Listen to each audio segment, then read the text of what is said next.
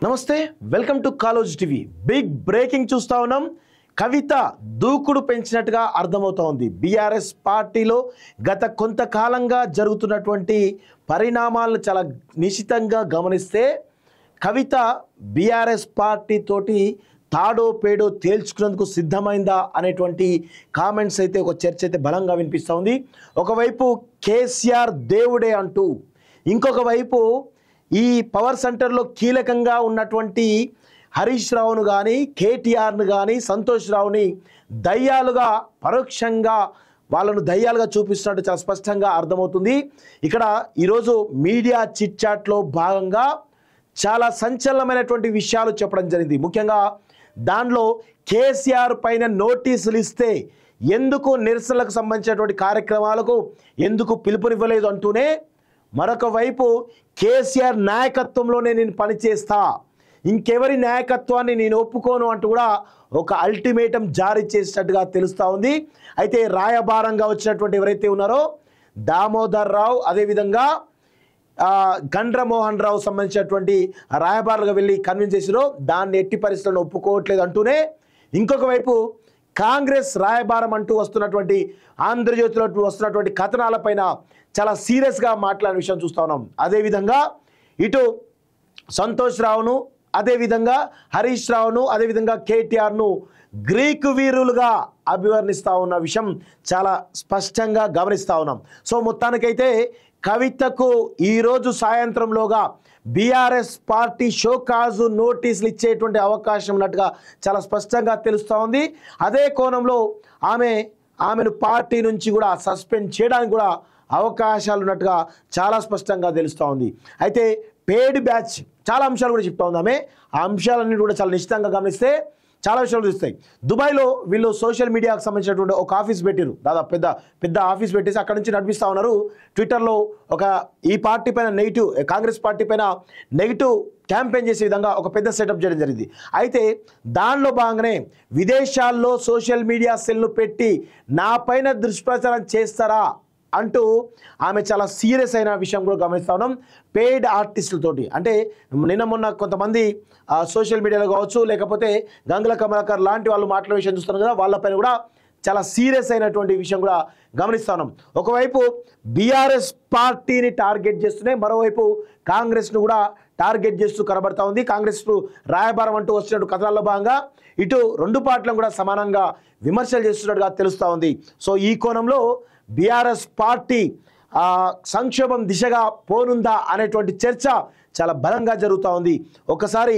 ఆమె మాట్లాడినటువంటి విషయాలను చిట్ చాట్లో ఏం మాట్లాడింది జర్నలిస్ట్తో అనే విషయాలను ఒకసారి మనం నిశ్చితంగా గమనిస్తే చాలా అంశాలు కూడా ఉన్నాయి ఒకసారి వాటిని చాలా జూమ్ చేసి మీకు చూపించే ప్రయత్నం చేస్తా ఇవి చాలా కీలకమైన అంశాలు చాలా జాగ్రత్తగా వినాల్సిందిగా నేనైతే కోరుతా ఉన్నాను మిత్రులారా ఒకసారి మాట్లాడు సో ఒకసారి క్లియర్గా చూసినట్లయితే మీడియా చిట్చాట్లో కవిత సంచలన వ్యాఖ్యలు ఇంటి ఆడబిడ్డపై పెయిడ్ ఆర్టిస్ట్తో మాట్లాడిస్తున్నారు నా జోలికి వస్తే బాగోదు సో ఇంటి ఆడబిడ్డపై పెయిడ్ ఆర్టిస్ట్తో మాట్లాడిస్తున్నారు నా జోలికి వస్తే బాగోదు కేసీఆర్ను మేమే నడిపిస్తున్నామని కొందరు చెప్పుకున్నారంటూ చూస్తా ఉన్నాం కదా సో కేసీఆర్ను మేమే నడిపిస్తున్నామని కొందరు చెప్పుకుంటా ఉన్నారు ఈ ఎవరు అంటే హరీష్ రావు కేటీఆర్ ఈ ఇద్దరిని అన్నట్టే చాలా స్పష్టంగా ఉన్నది సో నా జోలికి వస్తే బాగోదు అంటున్నదంటే చాలా సీరియస్ వార్నింగ్ ఇస్తున్నట్టుగానే చాలా స్పష్టంగా అర్థమవుతా ఉంది కేసీఆర్ను మేమే నడిపిస్తూ చెప్పుకున్నారు నా లేఖ లీక్ చేసింది ఎవరు అని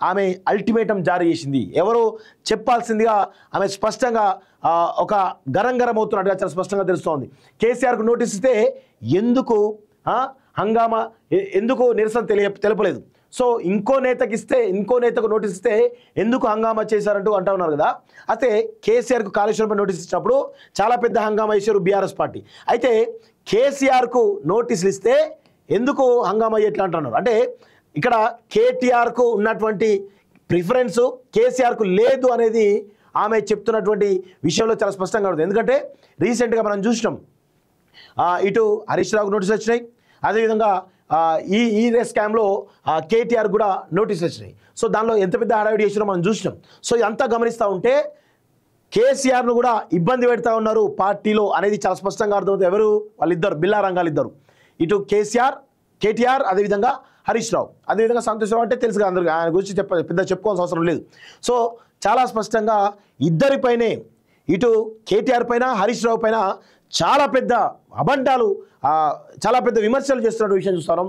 సో వాళ్ళు దానికి ఏం సమాధానం చెప్తారో చూడాల్సిన అవసరం అయితే ఉంది. సో బీఆర్ఎస్ను బీజేపీలో విలీనం చేసే కుట్ర జరుగుతుంది, బీఆర్ఎస్ను బీజేపీలో విలీనం చేసే కుట్ర జరుగుతుంది అని చూస్తాం. సో బీజేపీలో విలీనం చేసే కుట్ర అంటే ఎవరు చేస్తున్నారు? హరీష్ రావు చేస్తున్నాడా, కేటీఆర్ చేస్తున్నారా? ఎవరి కుట్ర చేస్తున్నారు?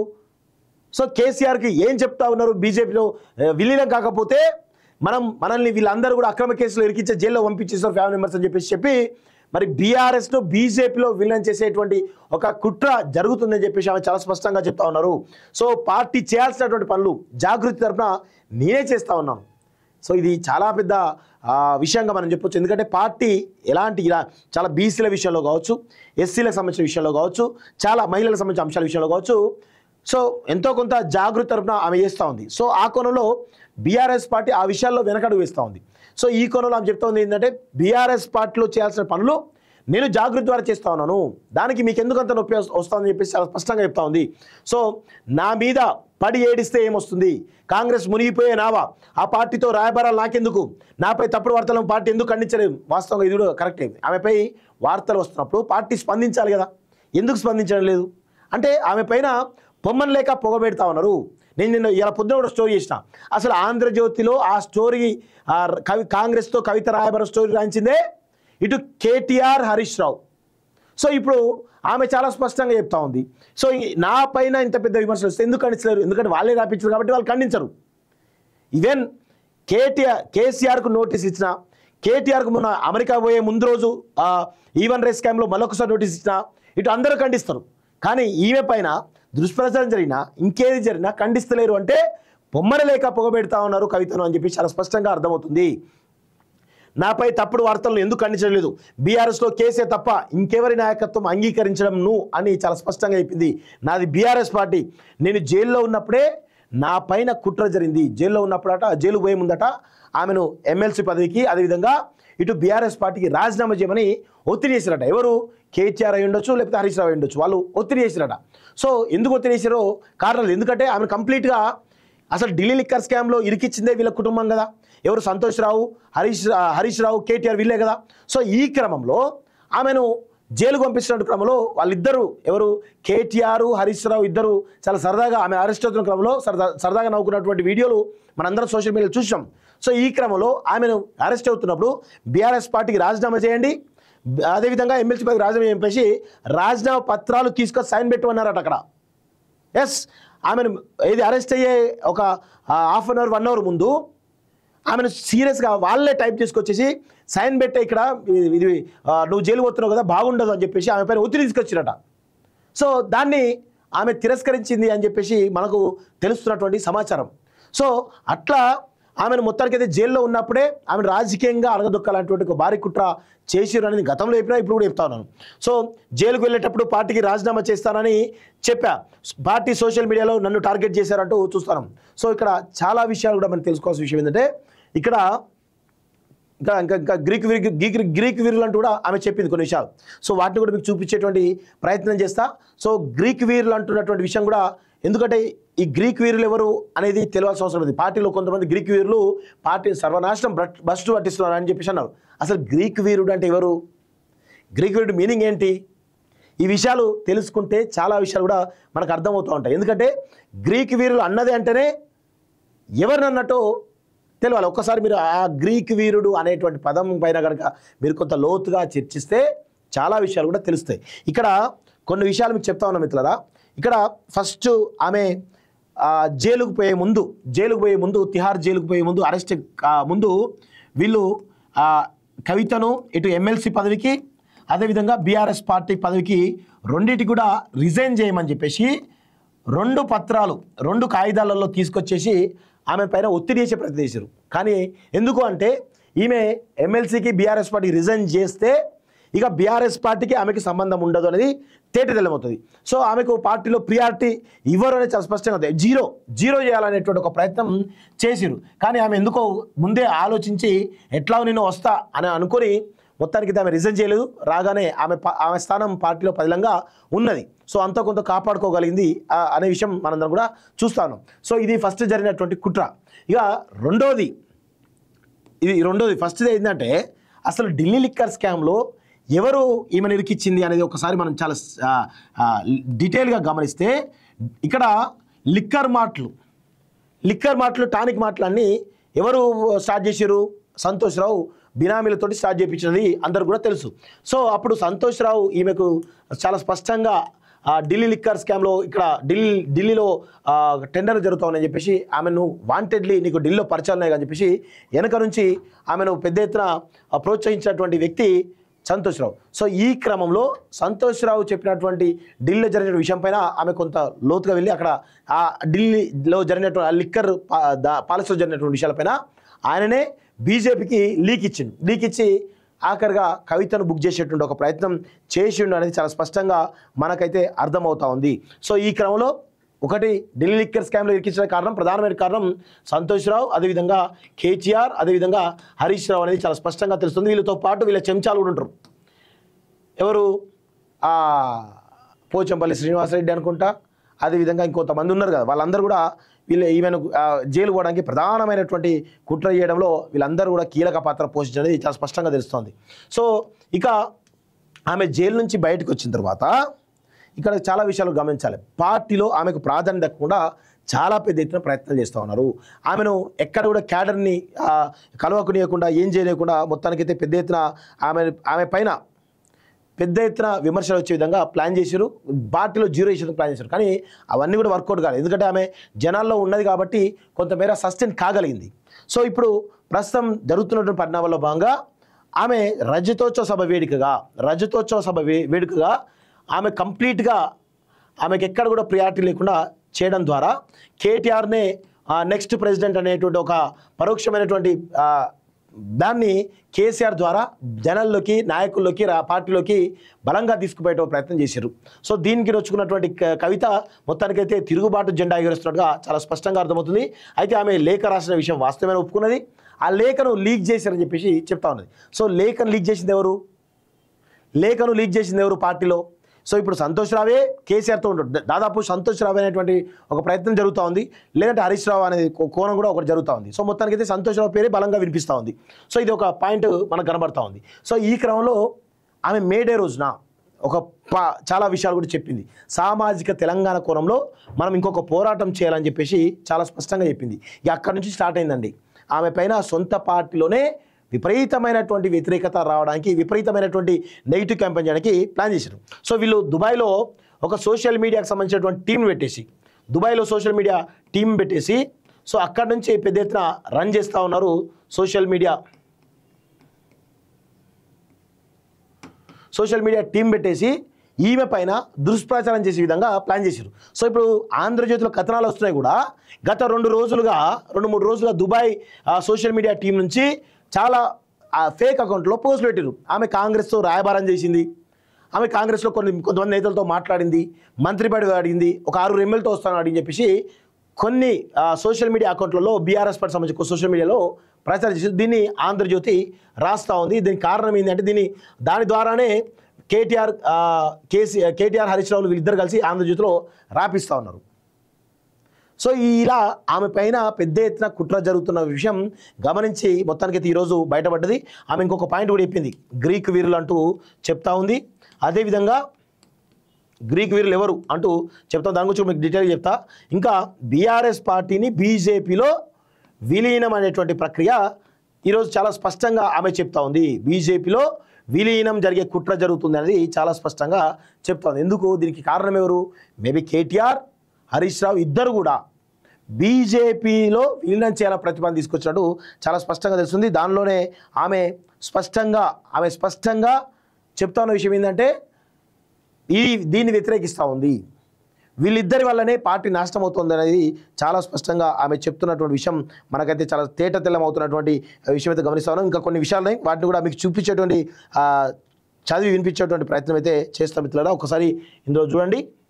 సో ఒకసారి కాలేజ్ టీవీ లైవ్ను చూస్తున్నారు, దయచేసి లైవ్ను లైక్ చేయండి, కామెంట్ చేయండి, షేర్ చేయండి. అదేవిధంగా సబ్స్క్రైబ్ చేయని వాళ్ళు సబ్స్క్రైబ్ చేసుకోవాల్సిందిగా కోరుతాను మిత్రులారా.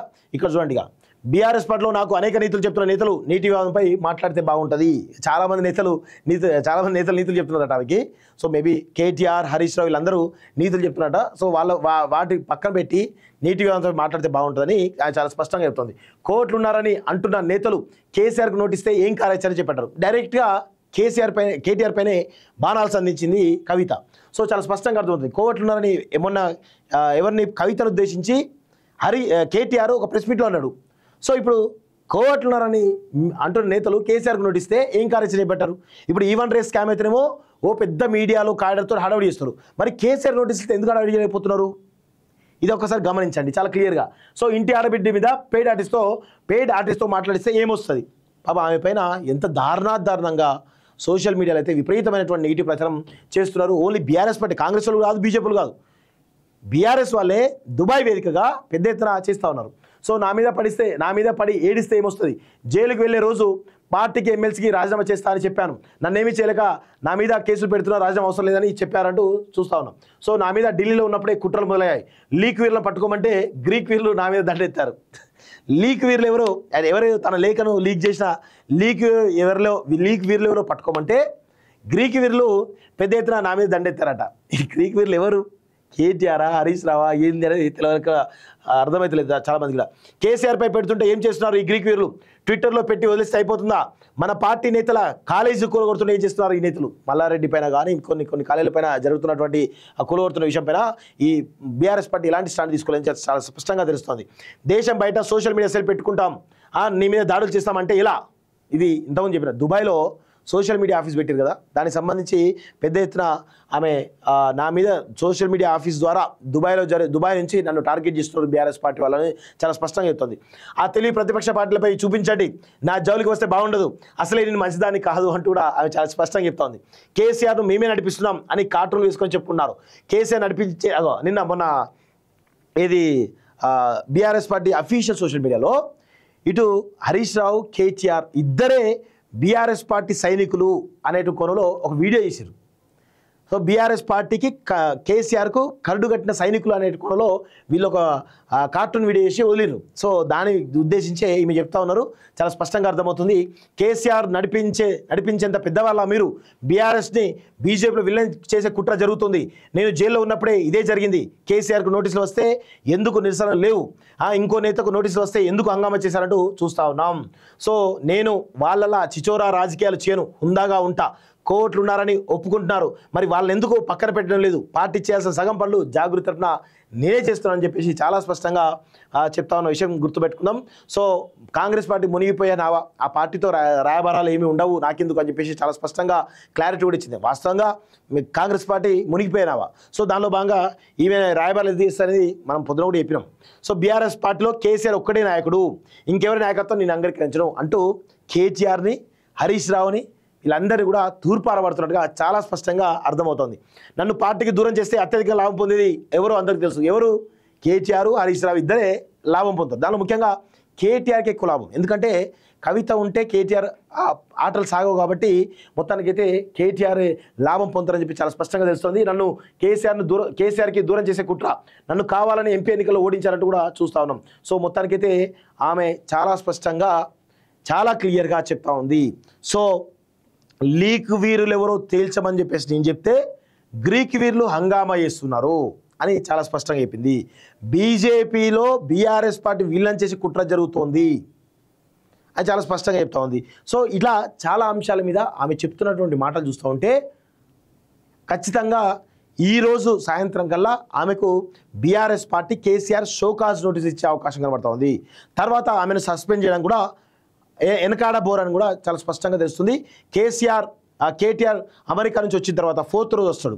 4th రోజు తర్వాత కేసీఆర్ 5th రోజు ఉంటాడు. ఆ 5th రోజు కాళేశ్వరం కమిషన్కి హాజరవుతాడు. ఇవన్నీ పరిణామాలు జరుగుతూ ఉన్నట్టు ఈ క్రమంలో మొత్తానికైతే ఆ టైంలోనే కవితను కూడా సస్పెండ్ చేయడానికి చాలా పెద్ద ఎత్తున ప్రయత్నాలు చేస్తూ ఉన్నట్టు చాలా స్పష్టంగా అర్థమవుతుంది. మొత్తానికైతే ఇక్కడ కొన్ని విషయాలను మీ ముందు కొన్ని చెప్పాల్సిన అవసరం అయితే ఉంది. కాంగ్రెస్ పార్టీ సోషల్ మీడియాకు సంబంధించినటువంటి దాటిని తట్టుకోవడానికి కాంగ్రెస్ పార్టీ ప్రభుత్వం మీద విషయం చూపడానికి దుబాయ్లో వీళ్ళు సోషల్ మీడియా టీంని ఏర్పాటు చేసి ఆ టీంని కాంగ్రెస్ పార్టీ మీద దుష్ప్రచారం పెడితే సొంత చెల్లెపైన దుష్ప్రచారం చేస్తున్నారు కేటీఆర్ సంబంధించినటువంటి వాళ్ళు. ఇది ఒక పాయింట్ మెయిన్గా.